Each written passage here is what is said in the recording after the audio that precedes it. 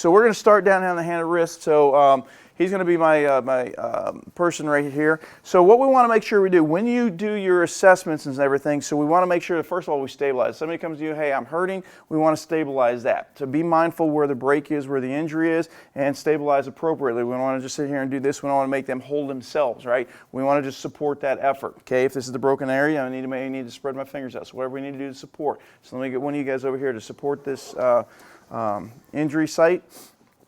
And if you'll position yourself on the opposite side of where the primary instructor or the primary provider is going to be, so if he's there, he's out of the way, right? The next thing that we need to do is we're going to expose. So we're going to cut this off, we're going to expose, and we're going to assess, distal proximal, we're going to assess all the areas above and below, okay? So in this case, can you wiggle your fingers? Can you feel me touching your fingers? Okay, and I'm going to check capillary refill. So we've done our pulse motor sensory, and in this case we've everything's stabilized, everything looks good. And maybe I have some swelling right here, maybe a little deformation, whatever the case may be. I check up here. Can you feel me touching your elbow right there? Okay. How about up here? Is this okay right here? All right. So right here is our break, and in this case we're going to have to stabilize that. So now we move into the splinting. The splint itself, what we're going to do is we're going to have a board. Remember, the padding goes toward the wound, right? Padding toward the wound. From that, we have to pad the voids, okay? So in this case, I'm going to put this in his hand right here. Go ahead and hold that for me. And then we're going to pad, in this case, he's got his wrist is right there. We're going to go ahead and slide that up underneath there. And when you do this, we used to teach fingers off the board. Now what we want is we want the fingers on the board, because what that ends up doing is with your fingers on the board like this, actually raises the wrist. So by putting your fingers on the board, it drops the wrist back down. So now we don't have a whole lot of room in here we have to worry about padding. Remember, we're going to use flat stock anywhere we need to pad. And then if you use a cling, it creates a pressure point, right? So we want to use flat stock for padding voids, except, like I said, in the hand right there. Fingers on the board. Now what we're going to do is use a 3-inch cling. Remember, when we roll our 3-inch cling, we want to unroll it like this. We don't have to take it and unroll it like that. We can't make a nice tight wrap. We're going to start by going underneath the thumb over here. So underneath the thumb, and we're going to wrap around that one complete revolution and come back under the thumb one more time there. All right. And when we do this, you want to get down to the knuckles. So you want to be able to expose the knuckles, but from that point, we're going to basically wrap this and we're going to overlap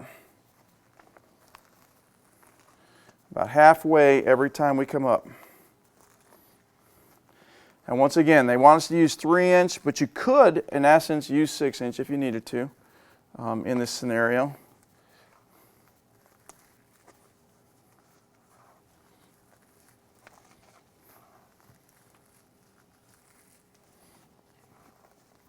And if you run out of cling, you just tuck that. You grab your second one right there, and you continue on.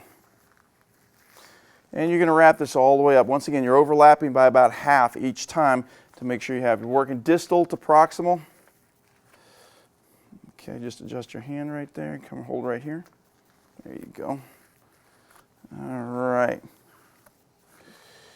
Once you get to the end, you can go ahead and you can either snip off the excess right there. You can tuck it in however you want right there. All right, still just wiggle your fingers there, still got movement. Okay, so we're good right there. Now what we're going to do is we have to do a sling and swath. So when you do your slings, what you want to do, if you get a triangular bandage right out of the package, it's actually going to work really good for the swath component.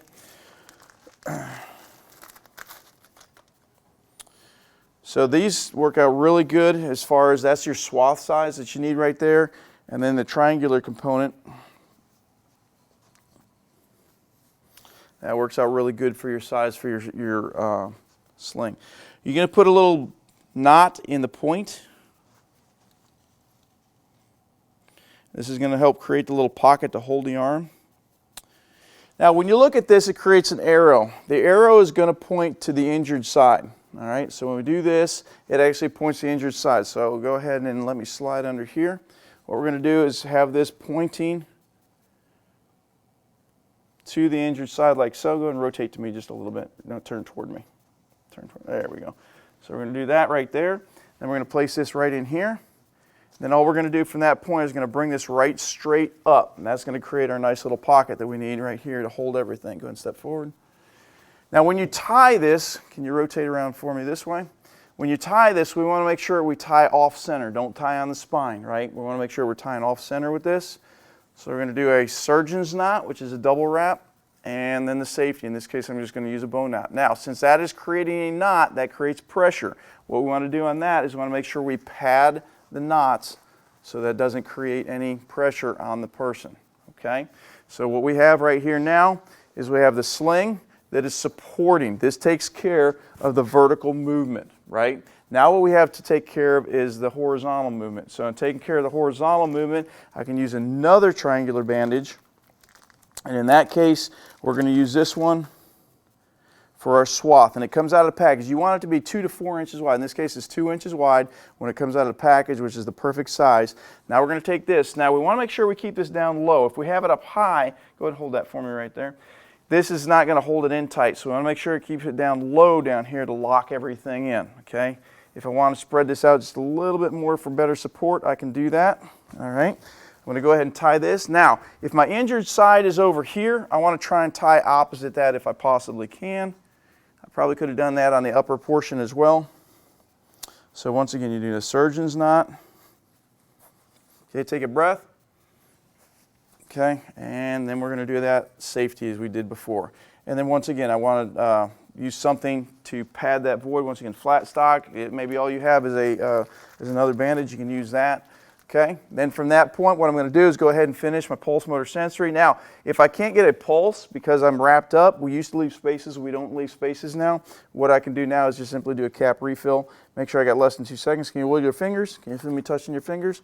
And this is what we have, okay? So this is the hand wrist radius ulna. All 4 of them are the exact same tie, okay? Now we can take this a little further. If we took off the board and we took off all that cling, this now is also a shoulder clavicle. All 6 of those are sling and swath the exact same way, okay? Hand, wrist, radius ulna, minus all this, you have your shoulder clavicle.